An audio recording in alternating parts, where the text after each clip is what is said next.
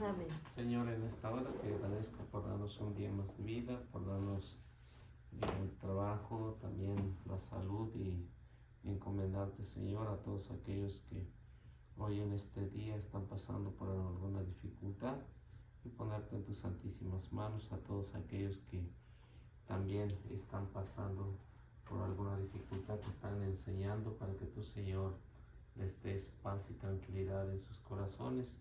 Y también pedirte, Señor, que nos ayudes a poder mejorar nuestra vida.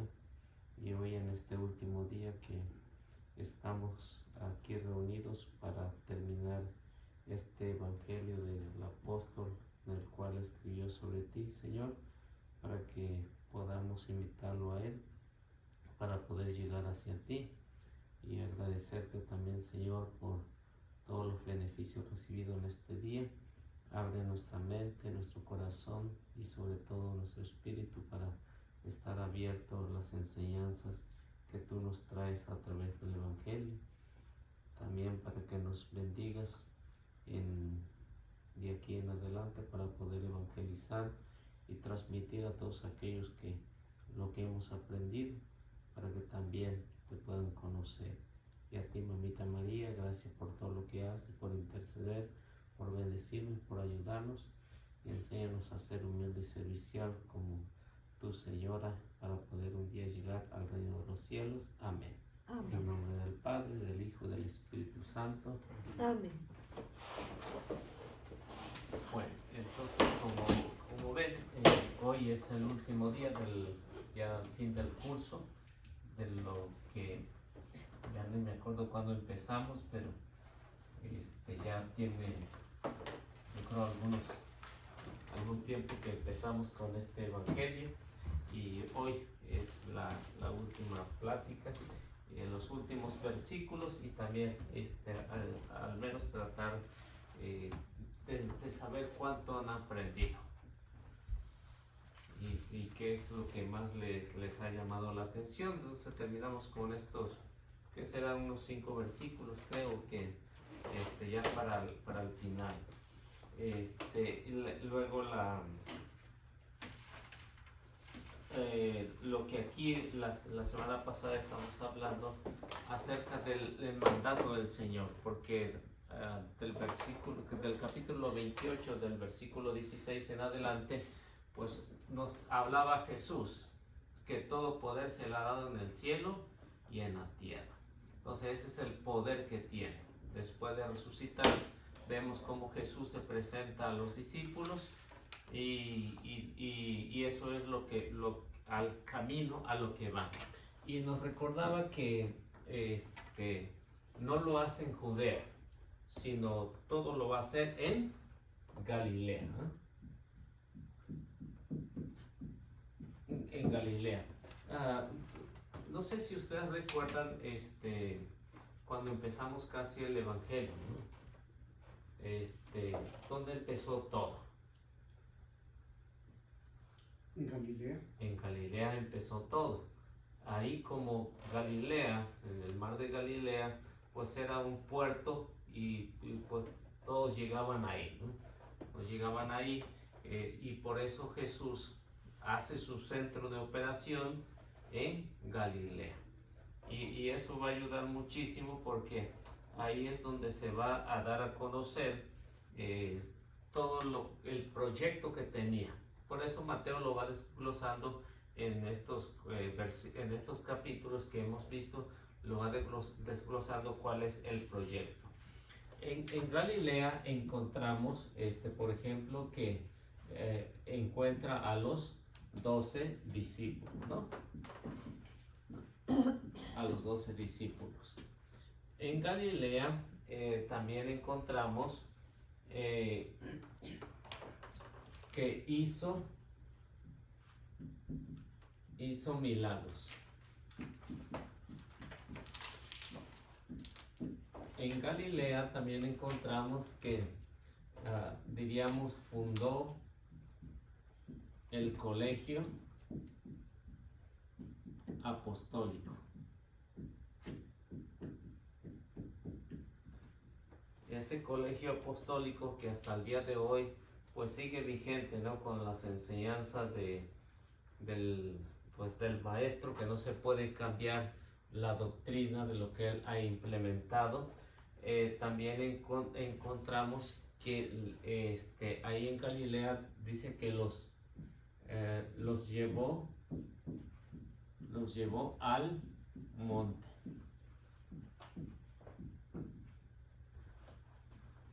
Cuando, pues ahí en Galilea, pues yo creo que los que conocen, pues se dan cuenta que los montes no están tan altos, ¿no?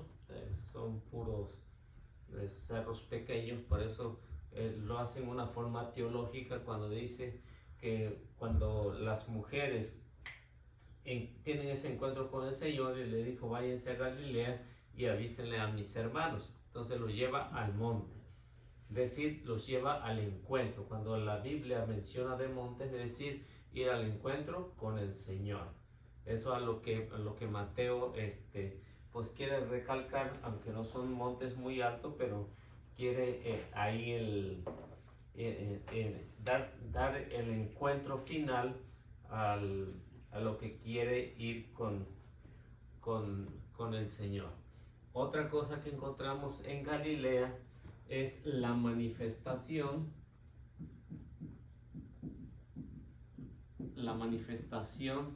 de su gloria.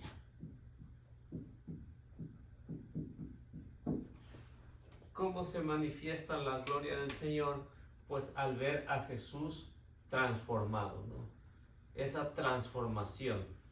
Algo semejante, si recuerdan en el tiempo anterior, en la transfiguración de Jesús en el monte con sus discípulos y Elías y Moisés. Aquí, como es lo último que van a ver de Jesús, sus ojos, porque antes él había dicho, cuando yo me vaya, pues ya no me van a volver a ver, ¿no? Pero también les dice, donde hay 2 o 3 reunidos en mi nombre, ahí estaré. O sea, aunque no lo veamos visiblemente como la última manifestación que ocurrió en el monte, pero siempre va a estar presente donde están 2 o 3 reunidos en su nombre. Y esto es la última manifestación, ya que lo van a ver. ¿Por qué? Porque ahí se va a manifestar la gloria, y eso es lo que impulsa a los discípulos a tener esa confianza en el Señor. Luego ahí vemos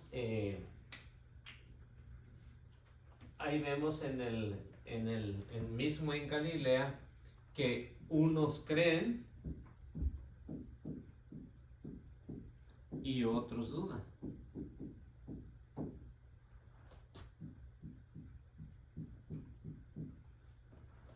Sí que es difícil, ¿no? Para los apóstoles en ese tiempo, ver algo, una manifestación así.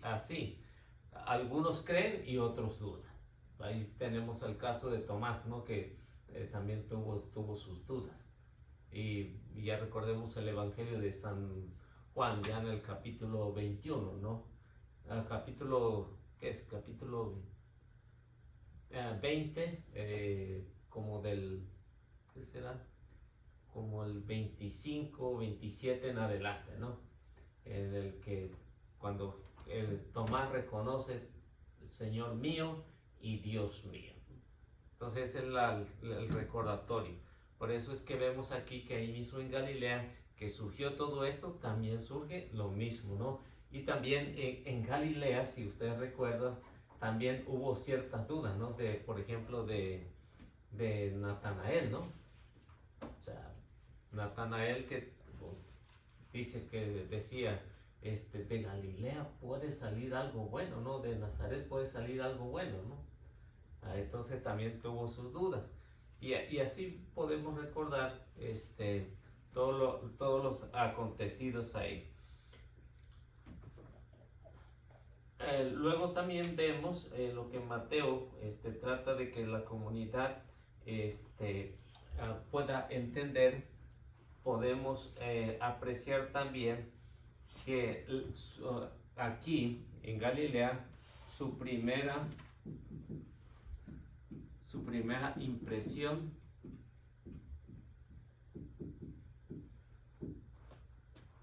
su primera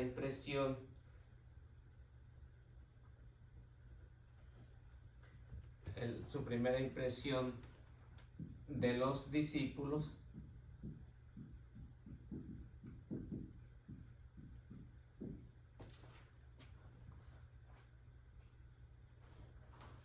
que es distinto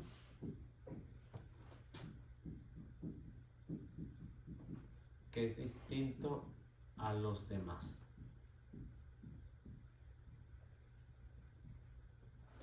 Es decir, que aquí los discípulos se llevan una impresión totalmente diferente, porque ya miran un cuerpo glorificado. No es un cuerpo como el que tenemos aquí, sino ya es un cuerpo transformado. Por eso los discípulos tienen esa impresión que al resucitar, ¿no? Al resucitar Jesús, es lo mismo que cada uno de nosotros va a experimentar. Ya no va a haber un tiempo como aquí, ¿no? Sino va a haber una eternidad.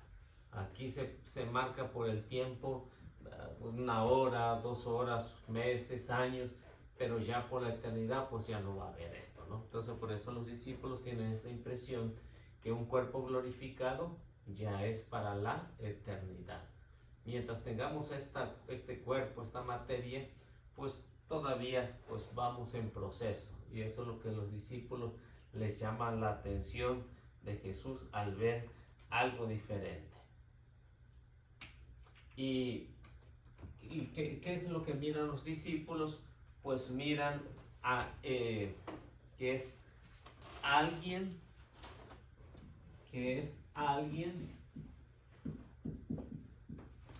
que traspasa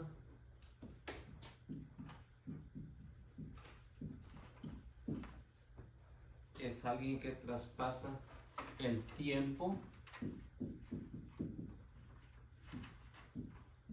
y el espacio.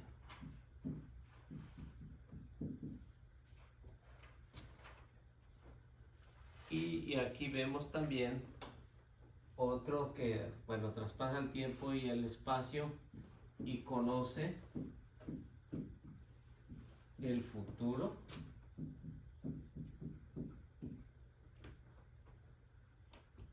y el pasado.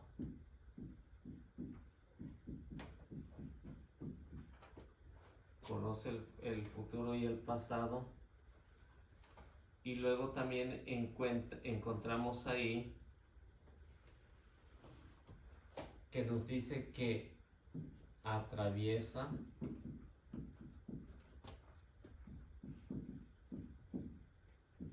puertas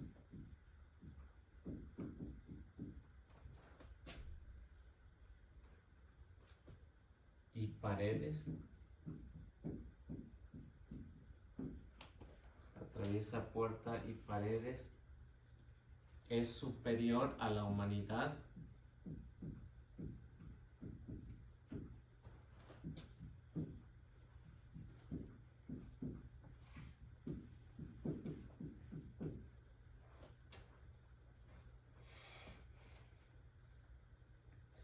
Y a esto se le conoce que es igual a un misterio.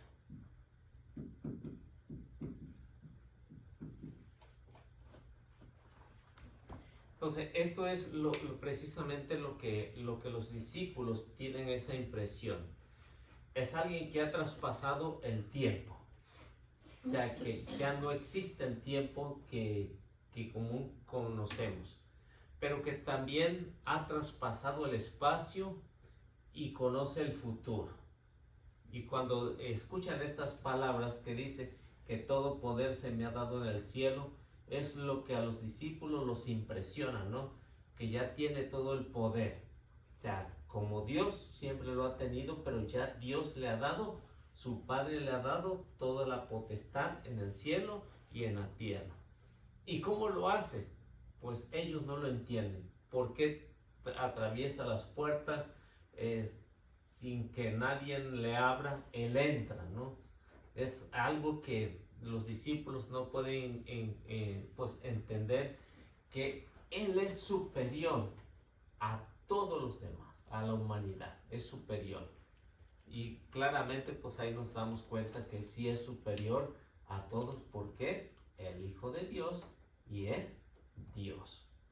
O sea, han matado los discípulos, el Sanedrín, los judíos, han matado su cuerpo, pero ese cuerpo glorificado pues lo lleva a una proyección tan grande que es una transformación y que los discípulos ni nosotros lo vamos a entender humanamente. Si no lo entendieron los discípulos porque es un misterio.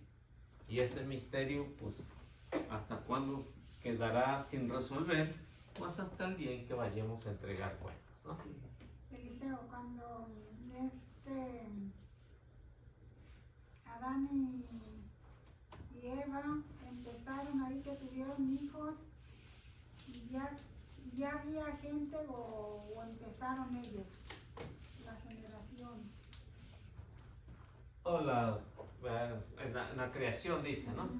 Sí, cuando se escribe el Génesis que está hablando, recuerda que del capítulo 1 al capítulo 11 es un proyecto explicado en una parábola. Porque había estos cuestionamientos que de dónde procedía el hombre, quién lo había hecho al hombre, ¿no? Aunque tenían esa experiencia con Dios, pues hacían estas preguntas: ¿de dónde venimos? ¿Quiénes somos? ¿Por qué tendemos al mal? ¿O por qué tendemos al bien? Entonces Moisés, cuando escribe esto, lo hace por inspiración de Dios. Y recordemos que estamos más o menos hablando del año 1250 antes de Cristo. Ya para esa fecha ya había más gente en la tierra. Entonces, ¿qué es lo que está haciendo Moisés? Está dando una respuesta a la interrogante y está hablando en una especie de parábolas para explicar cuál es el origen de dónde venimos o de dónde venían en aquellos años, que es la humanidad. Y esa humanidad pues procede de Dios, ¿no? Porque pero ya había maldad. Ya había maldad. Cuando Moisés escribe esto, ya había maldad. Porque cuando mató a su hermano, lo desterró de ahí, ¿verdad? Sí. Entonces quiere decir que sí había más. Ya había más, porque las palabras de Caín incluso eran relatos diferentes. Al principio era un relato diferente de Caín y Abel. Cuando Moisés escribe esto, junta eso y pone a Caín y Abel, hijos de Adán y Eva. Entonces eran relatos que ya estaban, pero no estaban así como ya lo encontramos en la Biblia, ¿no? Bueno, ¿por qué? Porque ya había más gente, porque dice: si me expulsa de aquí, si alguien me encuentra, me van a matar. Entonces, ¿quién lo va a matar? Pues si dice que no había, no eran los primeros, ¿no? No, lo que está haciendo un relato es que en cierto momento el hombre puede ser Caín. Nosotros cuando hablamos de hombre, quiere decir hombre y mujer, ¿no? Entonces, porque también las mujeres se enojan, ¿no? Los hombres se enojan y es por eso que hace un relato ahí que una persona puede ser, en un momento puede ser una persona mala, puede tomar el papel de Caín, o puedes también tomar el papel de Abel, que quiere agradar a Dios. Entonces es un relato para decir que en nuestra naturaleza humana pueden existir esos dos personajes. Pues, pero ofrenda es igual, ¿verdad? Sí. O sea, puede ser dadivoso o puede ser agarrado, ¿no? Entonces, por eso está haciendo ese relato cuando se explica el Génesis, es que no hay que tomarlo al pie de la letra. Hay que ver la enseñanza, el ropaje y la enseñanza. ¿Cuál es el ropaje? Caín, Abel y Adán y Eva. O sea, ¿cuál es la enseñanza? Bueno, pues la enseñanza es que todos procedemos de Dios, pero el hombre en su desobediencia, en su libertad, puede agradar a Dios o puede atentar en contra de la vida de la creación de Dios, que es su hermano. O sea, por eso. Pero ya había más gente cuando se escribe en este relato de el Génesis. ya había mucha más gente. Ahí encontramos, por ejemplo, a Abraham, ¿no? Que es el que ya más o menos se tiene conocimiento que existió, ¿no?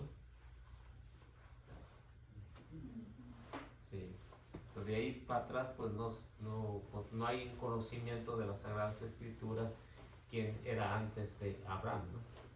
Después de Abraham sí, porque ya empieza lo que se le conoce como la historia de la salvación, que ya es el capítulo 12 del Génesis. ¿Sí?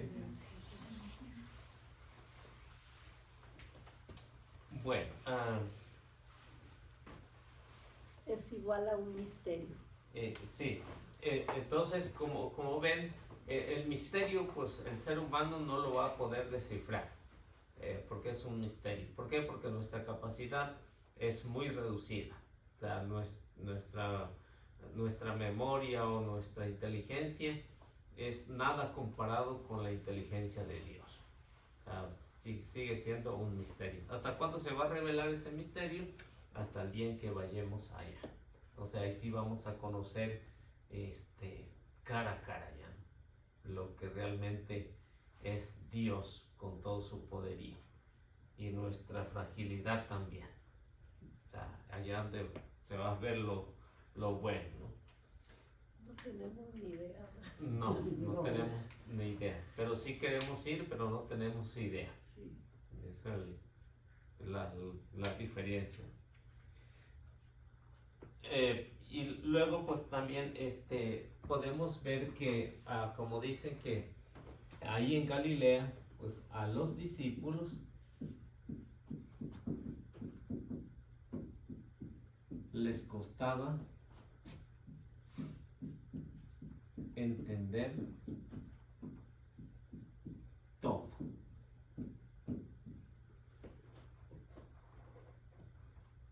Y la diferencia de eso, que pues les costaba entender todo, pero todos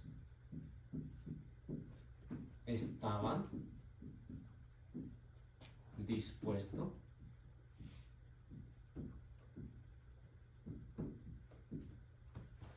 a seguirle.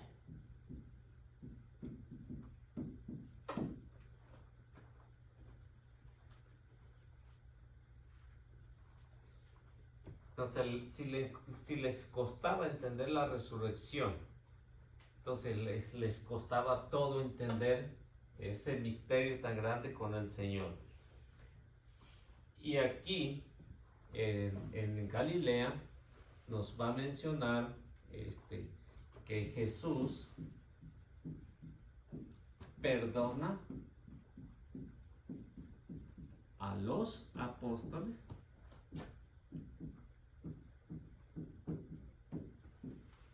sus pecados.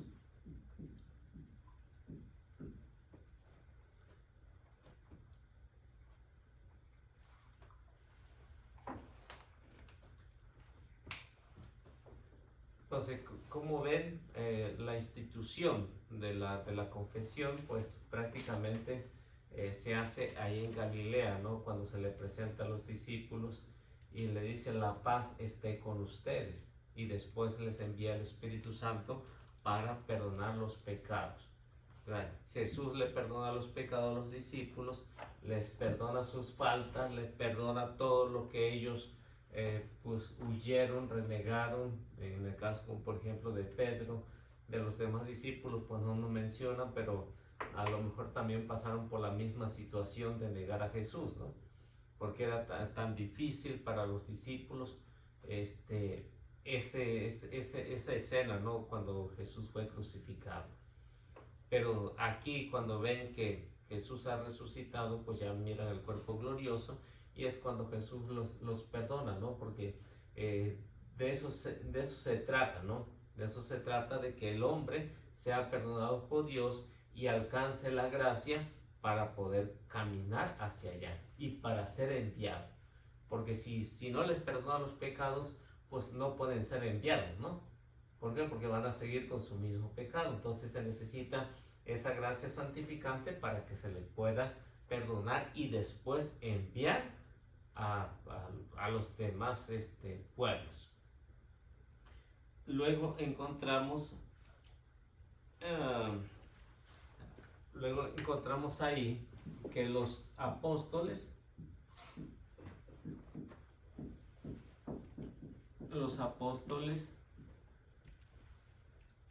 lo reconocen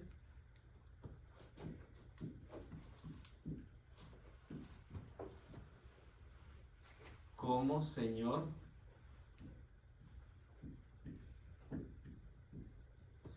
y lo adora.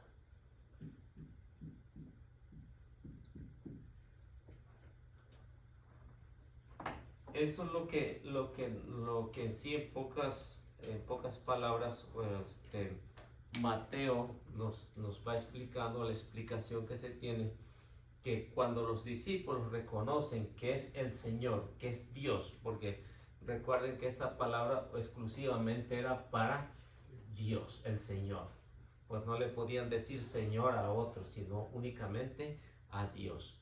Y a Dios tenían que adorar, pues ya los mandamientos pues ya lo decían, ¿no? Adorarás únicamente a Dios. Esto que vemos aquí, pues los apóstoles pues ya lo entienden muy bien, ¿no? Que tienen que reconocer a Jesús como el Señor. Y otro de lo que vemos y que Mateo nos enseña es que estas palabras que dicen todo poder están tomadas de Daniel 7:14. No sé si podemos leerlo. Todo poder se me ha sido dado en el cielo y en la tierra. Entonces todo poder se me ha sido dado en el cielo y en la tierra. Y estas palabras que van a encerrar mucho, ¿no? para los apóstoles, porque conociendo lo que es el Antiguo Testamento, pues Mateo quiere dar énfasis, ¿no? Que estas palabras son palabras fundamentales para concluir o llevar a cabo la misión a la cual vino el Señor. Y eso es lo que vemos. También podemos ver lo que Mateo proyecta, ¿no? Que Jesús venció la muerte.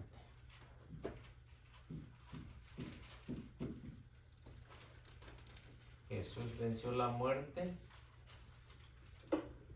y tiene el poder que recibió del Padre.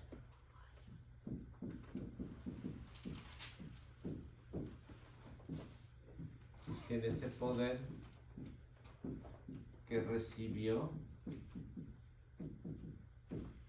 del Padre. Sí, encontraron a Daniel. No lo encontramos a Daniel.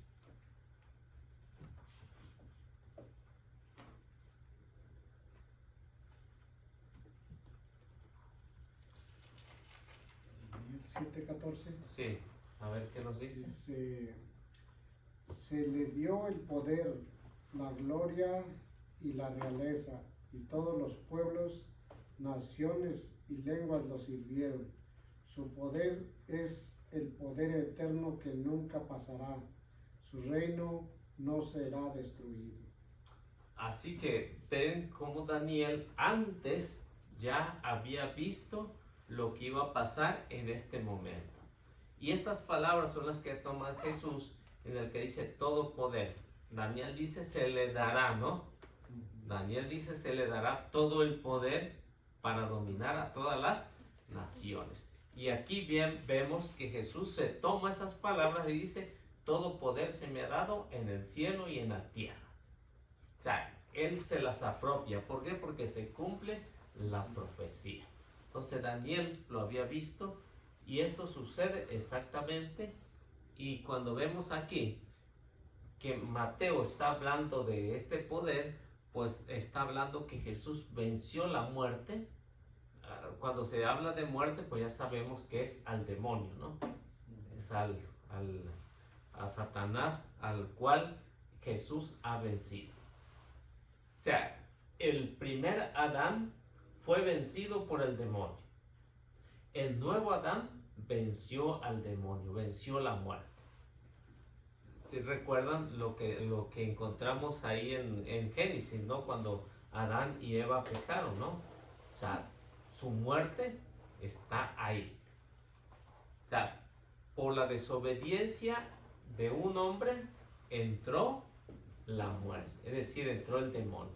Pero por la obediencia de uno entró la salvación, el poder que tiene. Por eso Jesús venció la muerte, venció al enemigo, y esto se lo ha recibido del Padre.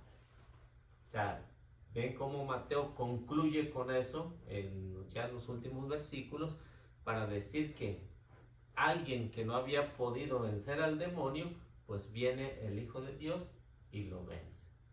O sea, aparentemente la muerte lo había vencido y el demonio gozaba, ¿no? Pero cuando resucita, pues el mismo San Pablo va a decir que el demonio huyó despavorido, ¿no? A la resurrección del Hijo de Dios. Entonces, cuando vemos ahí las palabras que tiene el profeta Daniel, son comparados con las palabras que dice el Señor. Porque Mateo confronta lo del Antiguo Testamento, ¿no? con Jesús, con el Nuevo, ¿verdad? Sí. Donde se realiza. Lo compara, ¿no? Lo compara. Una prefiguración, una realidad. Entonces, si bien todo el Evangelio ha sido de comparación del Antiguo Testamento con el Nuevo Testamento. Oiga, y el demonio era la misma gente que lo mató, ¿verdad? Pues sí, eran impulsados por él, ¿no? O sea, que a eso se refieren, ¿verdad? Sí, eran impulsados por él. Entonces él fue el que trabajó ahí, ¿no? El que hizo toda esa labor, pues se valió de ellos y para matar a Jesús, pero no le sirvió de mucho, ¿no? Cuando ya lo vieron resucitado, no les darían ganas de quererlo matar otra vez. O sea, a lo mejor de tanto odio, ¿no? Porque Sí. eso es lo que provoca el demonio, ¿no? O sea, aunque miren lo que miren, pues no se arrepienten. Sí, eso es lo que el demonio pues trata de llevar a cabo, ¿no? Y como ven, ¿no? Todo esto, lo que Mateo está realizando, pues se lleva a cabo, ¿no? Aunque los fariseos y los del Sanedrín habían proyectado todo esto, pero ven cómo Jesús sale victorioso, ¿no? O sea, después de la muerte, de la crucifixión, pues Jesús sale victorioso. Y otra cosa, ¿no? Cuando empieza la vida pública, ¿no? del Señor, empieza su ministerio. Entonces, ven cómo el demonio y tienta a Jesús en las 4 tentaciones que tiene Jesús, lo tienta. Ese es para el inicio. Y para el final, ¿cómo termina? Con la muerte de Jesús, ¿no? Con la muerte de Jesús. Pero ¿qué es lo que pasa? Jesús resucita. El capítulo 4 nos habla de un inicio de una tentación.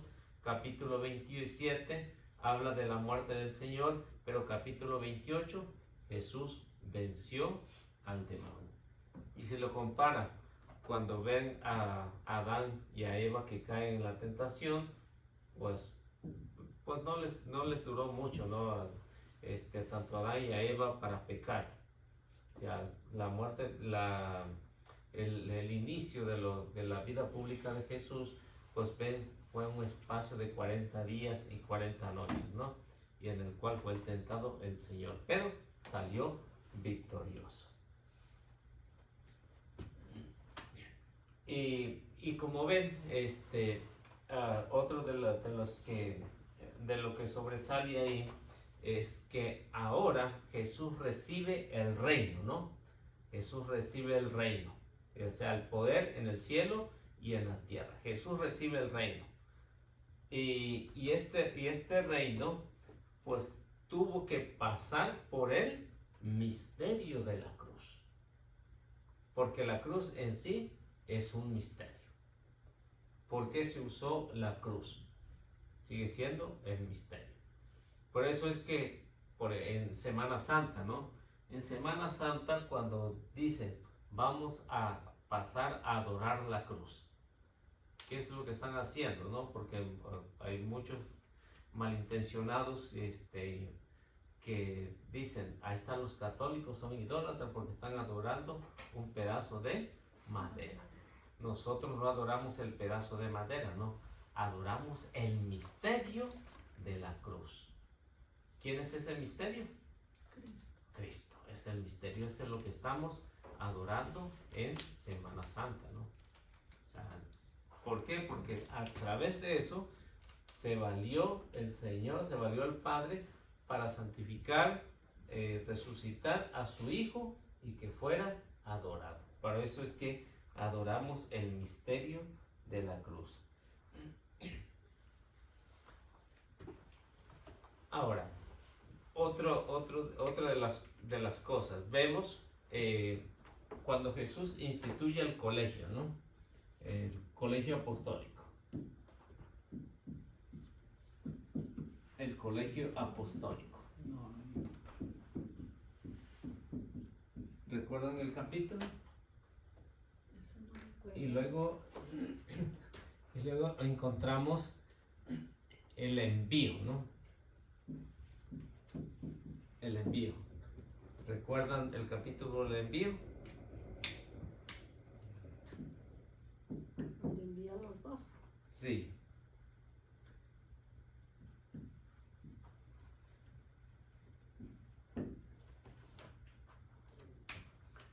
Aquí vemos que Jesús llama a los discípulos, ahí están los nombres de los discípulos, y luego los envía, ¿no? Los envía, pero de una manera limitada. Esa manera limitada era únicamente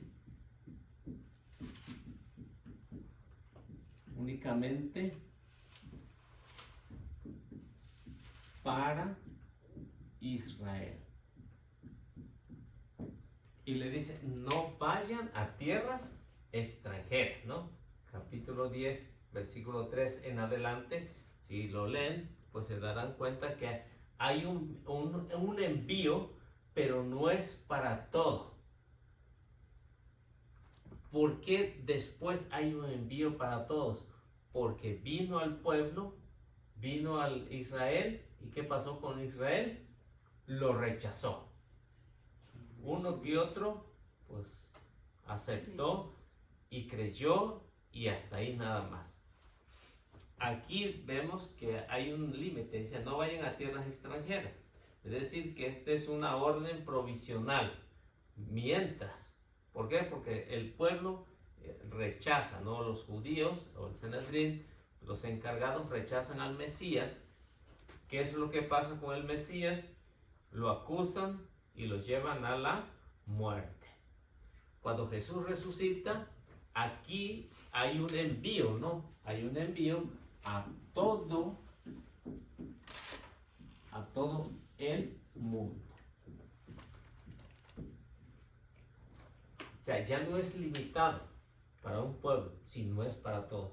Todo poder se me ha dado en el cielo y en la tierra, por eso va a llegar que todos los pueblos sean mis discípulos. Ya no hay límites, ya no hay frontera. ¿Por qué? Porque ya hay un pueblo nuevo. Jesús ha fundado una iglesia, recuerden Mateo 16, ¿no? Jesús ha fundado una iglesia, un pueblo nuevo, y ese pueblo nuevo tiene que ir a todo el mundo. Entonces Mateo va concluyendo con esto, que el poder que tiene Jesús es para enviar a sus discípulos a todo el mundo. Y ahí, afortunadamente, pues ahí entramos nosotros. ¿Y esto con qué fin lo hace? Lo hace con el fin de transformar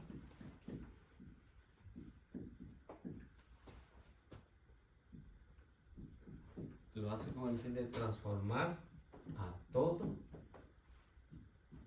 el mundo.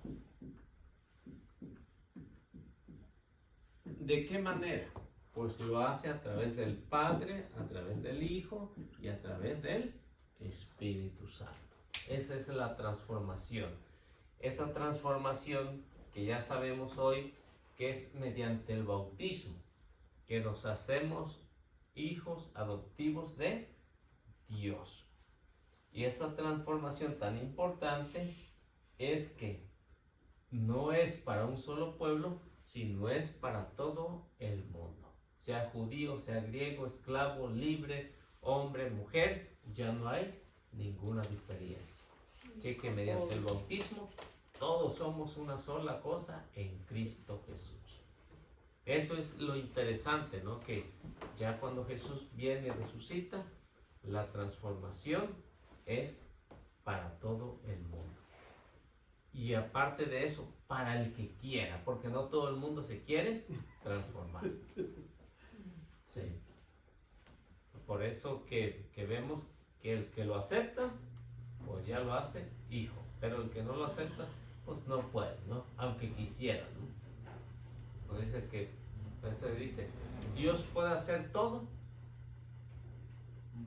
Pues sí, puede hacerlo, Sí, pero si nos no- da la si no libertad. nos dejamos, ¿no? Sí, entonces no lo puede hacer todo, no puede cambiar si tú no quieres cambiar, ¿no? O sea, por esa libertad. O sea, que si fuera un dictador, lo haría, pero como no es un dictador, o sea, esa es la diferencia. Nos da la libertad. Esa libertad que nos da para elegir o no decir nada. Él no obliga a nadie, ¿verdad? Nos invita nada más. Afortunadamente, ¿no?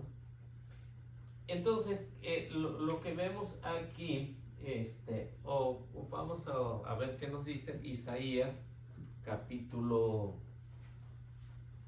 2, versículo 1 al versículo 5. A ver qué nos va a mencionar.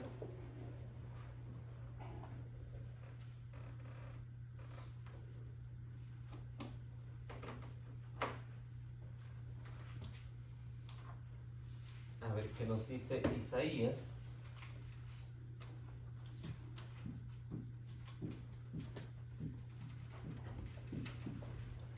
Del 1 al 5. Sí. Isaías, hijo de Amós, tuvo esta visión cerca de Judá y de Jerusalén. Al fin de los tiempos, el cerro de la casa de Yahvé será puesto sobre los altos montes y dominará los lugares más elevados. Irán a verlo todas las naciones y subirán hacia él muchos pueblos diciendo: vengan, subamos al cerro de Yahvé, la casa de Dios de Jacob, para que nos enseñe sus caminos y caminemos por sus sendas, porque la enseñanza irradia de Sión, de Jerusalén sale la palabra de Yahvé. Hará de árbitro entre las naciones y a los pueblos dará lecciones. Harán arados de sus espadas y sacarán hoces de sus lanzas. Una nación no levantará la espada contra otra y no se adiestrarán para la guerra. Pueblo de Jacob, ven, caminemos a la luz de Yahvé. O sea, como el pueblo rechazó a Jesús, por eso es que el nuevo pueblo tiene que ir a todo el mundo. Por eso dice, alguien nos va a enseñar, vayamos allá. O sea, es una visión que tiene el profeta Isaías en lo que va a pasar con el nuevo pueblo. ¿Quién es el nuevo pueblo? Es el que le va a enseñar a Israel que Jesús ya vino, que Jesús fue rechazado, pero que tienen esa oportunidad de ser enseñado, de que ese nuevo pueblo le explique quién es el Mesías. Y esto es lo que dice en comparación ya para el final de lo que es el capítulo, ¿no? Capítulo 28. Y en conclusión, lo último que encontramos, pues ya saben, es una gran promesa. Esa gran promesa que le hace el Señor, en el que dice, yo estaré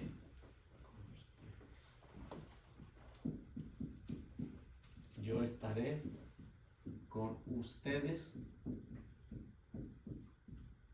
todos los días.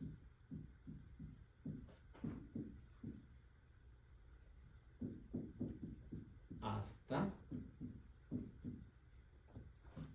el fin del mundo.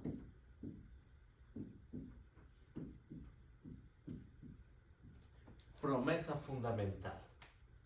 En esa promesa fundamental vemos lo que se define, ¿no? O sea, aunque el pueblo, nuevo pueblo, se porte mal, Jesús hace esa promesa. O sea, yo estaré con usted.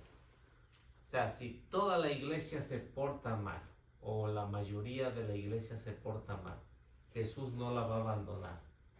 El hecho de que hace una promesa en el que va a estar con ellos. Se porten mal, se porten bien, Jesús siempre va a estar presente. ¿Por qué? Porque les ha encargado una misión de transformar al mundo.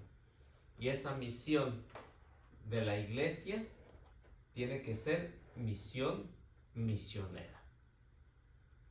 Si la iglesia deja de ser misionera, ¿qué es lo que pasa? Se estanca. Es una iglesia estancada, que es lo que nos está pasando en el 2024. Y ya no, antes de estos años, ya vemos que la iglesia se ha estancado, ¿no? O sea, ha habido muchas herejías, ha habido muchos que han tratado de imponer una doctrina que no es la que se ha recibido del Señor. Y esto es de los líderes, ¿no? De los líderes que pueden ser los obispos, pueden ser los sacerdotes, pueden ser los dirigentes. Se ha estancado en una iglesia ya casi local, ¿no? Ya no va más allá de lo que se pueda. Así que hemos entrado en esa etapa a lo mejor de dormitar un poco, ¿no? ¿Qué es lo que se necesita para que la iglesia despierte? Que haya cambios, ¿no? Que haya un líder que impulse a lo que fue llamado, ¿no? A una iglesia misionera. Por eso dice, vayan por todo el mundo. Es una orden. Y esa orden, pues ya se ha estancado, ¿no? Al principio de la comunidad cristiana, si nos damos cuenta, todos querían ser misioneros. Pero ahora, ¿qué pasa? Nadie quiere ser misionero. Unos que otros tratan de evangelizar, pero la mayoría, muy a gusto. En sus casas, en trabajo, de servicio, nomás ahí y hasta ahí se acabó, ¿no? Pero no van más allá a querer, pues a lo mejor dar un poquito más de lo que han aprendido. Y esto es lo que nos está pasando. Y es en todo el mundo, diríamos, este mal de la iglesia.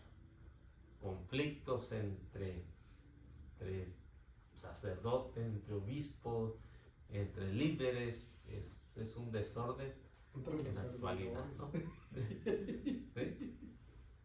O sea que hay un estancamiento. Y vemos que por lo que concluye que esta iglesia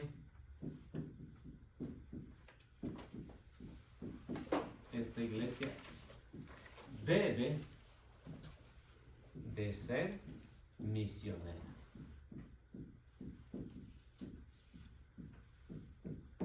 Así empieza la iglesia y así concluye el evangelio. Iglesia misionera. Envío de los apóstoles a Jerusalén, a Israel, a evangelizarlo.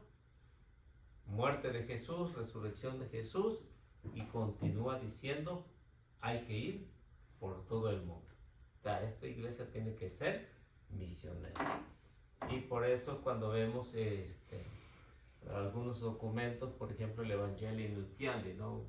El apartado 23, 24, 25, van a decir que nunca habrá una evangelización sin la acción del Espíritu Santo. O sea, ahora no se deja guiar por el Espíritu Santo, ¿no? sea, el Espíritu Santo es el motor. Si el motor lo echan a andar, entonces sí va a haber una iglesia misionera. Iglesia misionera. Ahora parece una iglesia social, ¿no? O sea, más parece una iglesia social que una iglesia misionera. Y esto sucede. ¿Por qué? Porque, o sea, se llegan a socializar tanto que se olvida del evangelio, ¿no? Incluso si vemos en charlas, ¿no? En convenciones grandes, muy poco se habla de la palabra de Dios. Un texto, dos textos en grandes convenciones para evangelizar, pero de la palabra que está escrita, ¿cuánto se habla? A veces ya ni en los retiros, ¿no? A veces ya ni en los retiros se da palabra de Dios, sino pura palabra de hombre. Pero, ¿por qué sucede esto? Porque se ha perdido el espíritu misionero. Y eso es lo que Mateo impulsa, ¿no? Para que al menos los que tratemos de evangelizar, pues podamos ir más allá, ¿no? Y con esto pues concluye pues ya todo el curso de San Mateo. Y con esto damos el fin a este curso. Ahora quisiera saber de ustedes que puedan compartir algo de lo que han visto aquí, que son, ¿eran 10 capítulos? No, 11, 11 partes. 11 partes de lo que fue todo el curso.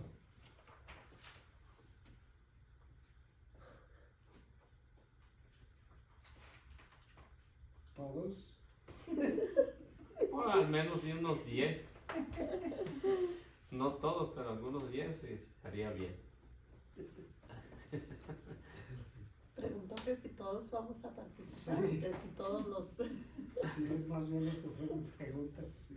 Porque si nomás los de enfrente. No hay mucho que escoger, ¿verdad? No, como que nos escapa a uno, pero pues pueden empezar las damas. Primero, Qué amable. Pues siempre dicen que las damas primero. habrá que aprovechen, ¿no? Sí, que se den valor a que no hay tanta gente. Dele, Delia. No, bueno, pues yo de lo que me di cuenta en este estudio, pues no fue todo el Evangelio de Mateo que nosotros llegamos, cuando llegamos aquí ya estaban avanzados. Una de las primeras cosas que empecé a notar conforme fue pasando el tiempo que estuvimos aquí es que los 3 evangelios, por lo menos los 3 evangelios de Mateo, Marcos, Lucas, más o menos hablan no de lo mismo exactamente, o de lo mismo, pero de diferente manera lo ven ellos, cada uno a su propio modo, a su propio estilo, pero con la misma finalidad de hablar del Señor, de su nacimiento, su descendencia, a caminar hasta que llegó adulto y que termina en la crucifixión, en la muerte, la resurrección. Entonces, cuando el otro día usted mencionó que terminando íbamos a empezar el de Juan, me pregunté yo solo, y pues yo solo me pregunté, pues yo solo me contesté, ya que, ¿por qué se había brincado los otros 2? Y ya después pues comprendí que porque más o menos hablo de lo mismo, ¿verdad? Y al de Juan no sé qué tanta diferencia tenga, pero en resumidas cuentas yo me he fijado que en Evangelio de Mateo, pues habla de lo que se trata de hablar del Señor, de Jesús, su nacimiento, cómo fue todo, quiénes estuvieron, de qué manera junto a él y todo eso. Eso es lo que más que de que se me quede exactamente algo así, pues hasta cuando ya lo escucha uno en otro lado, se acuerda uno, ay, esto ya lo había leído, no lo había enseñado en liceo, lo que sea. Pues eso es lo que yo he experimentado, no sé los demás. Bueno, Pues algo, digo. sí, algo es algo. Sí, no, pues, dijo el calvo. ¿Y usted? Yo, bueno, pues también pues he aprendido mucho. A mí me encanta. Es lo bueno. Pero aprendí mucho sobre la muerte de Jesús, todo lo que nos mostró, así que nos enseñó. Fue donde estaba más así, como más atenta, como fue la Semana Santa y como que estaba así enseñándonos, pues lo estaba como viviendo.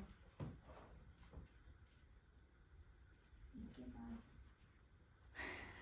Pues como cuando estaba la cosa así muy fuerte en la enseñanza de cuando la crucifixión, el camino al Calvario, y cuando lo apresaron y todo eso, sí sentía uno como si lo estuviera viviendo, como si lo estuviera viendo y pues todo eso sí, pues sí se le queda a uno y le da a uno tristeza que pues a veces es uno muy malo, muy malo y no no agradece todas las bendiciones que le da a uno Dios y se pone uno a pensar en todo lo que pasó él y uno no creo, no, pues a las primeras no corre. Okay. Bueno, yo casi no vine, ¿verdad? Pero creo que lo que se me quedó, se me hace que fue la última clase cuando vine, que cuando Jesús resucitó, que los soldados se asustaron, o sea, que no lo podían creer. Y para que no se regara la noticia, entonces creo que les pagaron para no hacer eso tan grande. Y también que la mujer, ya ve que en ese tiempo no era muy apreciada y fueron a las que se les presentó para que llevaran la noticia a los discípulos de que Jesús había resucitado. Flor. Pues ya lo explicó todo ahorita en la clase.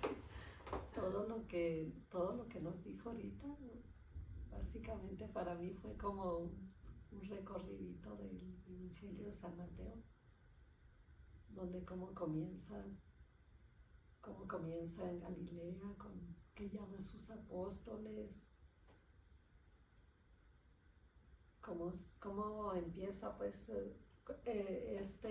San Mateo nos enseña de la vida de Jesús con las prefiguraciones del Antiguo Testamento y realizándose en el Nuevo Testamento. Él compara cómo iba a ser enviado en Isaías, cómo iba a ser enviado el Emmanuel, que era el Dios con nosotros, ¿verdad? Y cómo nace Jesús, y eso significa Jesús, pues, Dios con nosotros. Y cómo se iba presentando, cómo iba haciendo milagros, cómo había gente que creía, como nos dijo ahorita, había gente que no creía, y él venía para todos, ricos, pobres, enfermos, sanos, de un modo y de otro. Venía para todos nosotros, vino para todos nosotros, Jesucristo.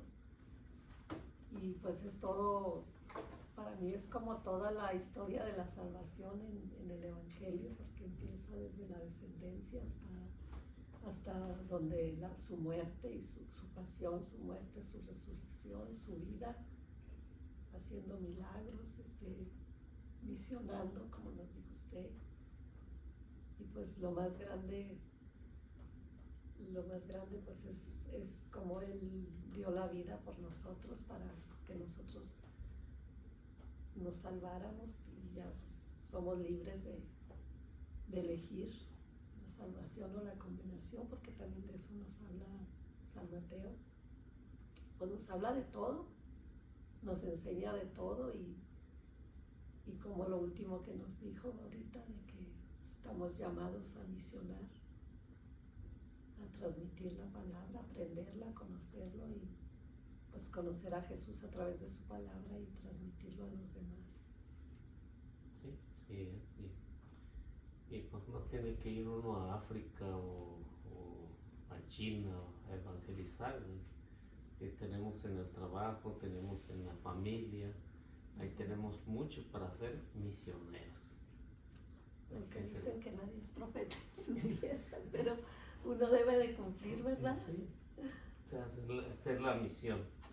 Sí, sí es cierto lo que dije, Eliseo, ahorita, de las mujeres. Sí.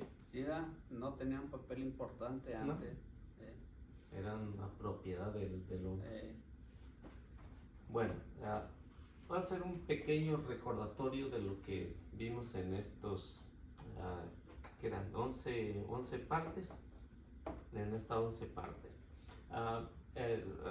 Hablaba acerca de lo que son las características generales del Evangelio, lo que Mateo quería llegar, que su comunidad que está siendo perseguida por seguir a Jesús, entonces trata de dar una explicación general. Entonces la parte número 1 se dedicaba a la instrucción, que es lo que Mateo pretendía con el Evangelio. Entonces las características, ¿qué es lo que Mateo pretende, ¿no? ¿Cuáles son las características de lo que pretende y que quiere llegar a las, no nada más a esa persona, sino a los que vendrían después, o tuvieran una base escrita de lo que era el Mesías? Porque si no se tiene una base, todo esto pues a lo mejor no se hubiera perdido, ¿no? No se hubiera perdido porque se va transmitiendo de generación en generación, pero al fin y al cabo pues llega el momento en que a la gente no le interesa, ¿no? No le interesa, por eso trata de plasmar ahí. Luego vemos las características generales de lo que es el Evangelio, ir en lo que es Antiguo Testamento y hacerlo una realidad en el Nuevo Testamento. Esa era la número 3. El número 4 es un esquema. Es decir, que cuando Mateo escribe esto, lo hace de una forma tan ordenada, como siendo él un profesional en la recaudador de impuestos. Un recaudador de impuestos se supone que debe de ser organizado, ¿no? Porque en eso no se puede cometer errores, ¿no? Incluso hasta el día de hoy, ¿no? No se pueden cometer errores, porque se comete errores, ¿qué es lo que pasa? Pues él termina pagando y también el cliente termina pagando. Entonces, por eso cuando escribe el Evangelio lo hace de una forma tan ordenada, que empieza con la genealogía de Jesús en esas 14 generaciones, ¿no? Porque 14 generaciones, el múltiplo de 8, pues usa este símbolo, número simbólico, para dar una explicación. Luego, después entra en lo que ya se le conoce como la quinta parte, pero es la primera parte, ¿no? La primera parte es que va a hablar acerca de la infancia de Jesús, los primeros años, desde que fue anunciado, y luego vemos que dónde pasó su infancia. Pues de un país de donde había nacido a otro país y luego vuelve a regresar en lo que es la infancia del Señor. La sexta parte es lo que ya conocíamos como la preparación a su ministerio, ¿no? ¿De quién hablaba? Pues el punto principal ahí era Juan, ¿no? Era Juan que va preparando el camino para que venga el Mesías. Y es el capítulo 3 que hay unas palabras bastante fuertes del profeta Juan, hablando a los que pues nada más andan de mirones, ¿no? Y les hablaba muy duro, hablándole raza de víboras, el hacha ya está puesta, lo que no sirva va a ser quemado, ¿no? Entonces son palabras muy duras, y les daba consejo a todos, ¿no? A todos, a los soldados les daba consejo que no extorsionaran, que tuviera una capa, pues compartiera con todos. Entonces una preparación, lo que era la sexta parte. La tercera parte hablaba acerca de lo que es el discurso evangélico, ¿no? Ustedes ya saben lo que es el discurso evangélico, a semejanza de lo que sucede en el monte Sinaí, ¿no? En el monte Sinaí, ¿qué es lo que sucede? Se dan los 10 mandamientos. Aquí en este monte, que se conoce como el Sermón de las Montañas, Jesús hace su plan, programa de cómo tienen que ser los discípulos. Y aparte de eso, los felicita, ¿no? ¿A quién lo felicita porque sufra? No, era algo raro, ¿no? Felices los que lloran porque recibirán. Entonces, es algo que llamaba la atención, ¿no? Porque a nadie lo felicitaba por sufrir por algo, ¿no? Yo creo que tampoco a nosotros nos gusta, ¿no? De sufrir y que venga alguien y nos felicite, pues no los tomamos de una buena manera, ¿no? y luego vemos cómo Mateo después va con su discurso, ¿no? ¿Cómo se le llama? Sección narrativa de los discursos, ¿no? Entonces hace un paréntesis hace una parada, ¿no? Para explicar qué es lo que sucede, y eso lo hace en cada parte. Luego vemos la octava parte, que viene siendo la cuarta parte, el discurso apostólico, ¿no? O sea, que ya comprende lo que es el capítulo 10, que habla acerca de la formación y de los discípulos, el llamamiento de los discípulos y a dónde van a ser enviados. Y luego después de eso pues termina con esta sección narrativa del discurso apostólico, es decir, que alienta a los apóstoles para que sigan adelante, que ya lo encontramos en el capítulo 11. Luego encontramos la novena parte, que es el discurso parabólico, ¿no? O sea, una sección ¿recuerdan de cuántas parábolas? ¿No? O sea, de 7 parábolas seguidas, ¿no? De 7 parábolas seguidas son las que van haciendo esta narración en este discurso parabólico, que ya viene siendo del capítulo 13. Capítulo 13 pues habla de las parábolas, de la perla, del trigo y la cizaña. Habla de esas 7 parábolas en esa sección, y luego vuelve a hacer otro paréntesis acerca de los discursos de la sección narrativa, ¿no? Hace un paréntesis como diríamos, para tomar un receso, ¿no? Un break ahí. Luego la décima parte, que viene siendo la sexta parte, que comprende del capítulo 18 hasta el capítulo 19, pues habla acerca de este discurso eclesiástico, es decir, el discurso a la iglesia. ¿Qué es lo que tiene que ser la iglesia? Y luego pues ven, hace otra pausa, que es el capítulo 19, hace otra pausa para seguir con esta sección narrativa. Y ven cómo se va haciendo una pausa para que se pueda entender muy bien y al entenderlo muy bien, pues el pueblo le va poniendo más atención.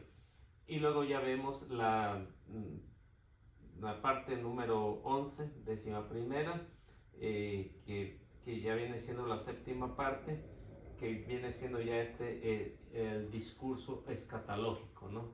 De lo que ha sucedido, cómo Dios se ha manifestado al pueblo, el discurso escatológico. Y luego vemos la siguiente, ¿dónde está? El siguiente discurso que hace otro paréntesis para hablar acerca de lo que ya es la conclusión de lo que es el apreciamiento del Señor, el proceso que tiene ante el poder judicial de los romanos, primero del Sanedrín, y que lo llevan a la condenación, a la muerte. Y luego hace este paréntesis para poder entrar en lo que ya es la muerte y la resurrección de lo que acabamos de ver. Y así más o menos un resumen de todo lo que vimos en el Evangelio. Y así concluimos pues por hoy lo que es este Evangelio. Fácil el curso. Sí. Los otros dos son iguales, dicen San Lucas y San Marcos, nada más que a su modo, como dice Beto. Sí, por no ser los discípulos, a veces ponen la diferencia, ¿no? Entonces no fueron discípulos directos del Señor. Bueno, entonces aquí terminamos el curso y hagamos la oración. ¿Alguien que guste hacer la última oración del curso?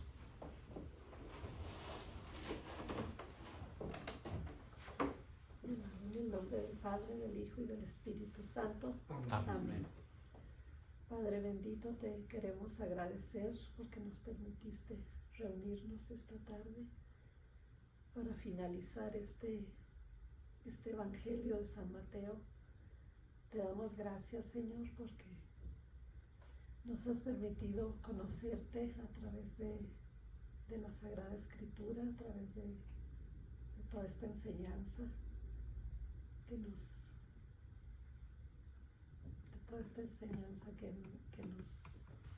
escribió el evangelista San Mateo, quien tú elegiste, Señor. Y te agradecemos por Eliseo, que a través de él, de tu Espíritu Santo, que le da la sabiduría y las capacidades para que pueda enseñarnos a nosotros. Te agradecemos por él y te pedimos que lo sigas bendiciendo, Señor, y que siga cumpliendo con esa misión a la cual tú nos envías a todos a dar a conocer tu palabra, porque conociendo tu palabra, Señor, nos podemos enamorar de ti y podemos vivir con más obediencia, con más fervor, con más devoción, con más amor, con más servicio para nuestro prójimo. Que tu Espíritu Santo, Señor, nos siga moviendo y nos siga guiando para seguir conociéndote, seguir amándote, sirviéndote a través de nuestros hermanos. Te damos gracias, Señor, y te pedimos que nos sigas fortaleciendo para seguir adelante, conociéndote a través de la Sagrada Escritura, que eres tú mismo hablándonos a través de los evangelistas. Bendito y alabado seas, Señor. Gracias por todo, Señor. Te pedimos por nuestros hermanos que no pudieron venir en esta noche, que puedan acompañarnos en las siguientes clases y que este nuevo evangelio que vamos a comenzar, primeramente con tu bendición, podamos reunirnos más y con mucho entusiasmo seguir aprendiendo de ti, Padre bueno. Te lo pedimos en el nombre de Jesucristo, tu Hijo amado, y por intercesión de nuestra Madre María, Mamita María. También te queremos agradecer por que siempre estás con nosotros, guiándonos ayudándonos, protegiéndonos y invitándonos a que sigamos por ese buen camino que nos acerque cada día más a tu Hijo Jesús. Te damos gracias, Madre mía. Y te ofrecemos, Señor, la oración que tú nos enseñaste diciendo: Padre nuestro que estás en el cielo, santificado sea tu nombre. Venga a nosotros tu reino, hágase tu voluntad en la tierra como en el cielo. Danos hoy nuestro pan de cada día. Perdona nuestras ofensas como también nosotros perdonamos a los que nos ofenden. No nos dejes caer en tentación y líbranos del mal. Amén. Dios te salve María, llena eres de gracia, el Señor es contigo. Bendita eres entre todas las mujeres y bendito es el fruto de tu vientre, Jesús. Santa María, Madre de Dios, ruega por nosotros pecadores, ahora y en la hora de nuestra muerte. Amén. En el nombre del Padre, del Hijo y del Espíritu Santo. Amén. Amén. Que Dios los bendiga y nuestra Madre Santísima los acompañe siempre. Y vamos a tratar de compartir este último clase del Evangelio de San Mateo. Bendiciones.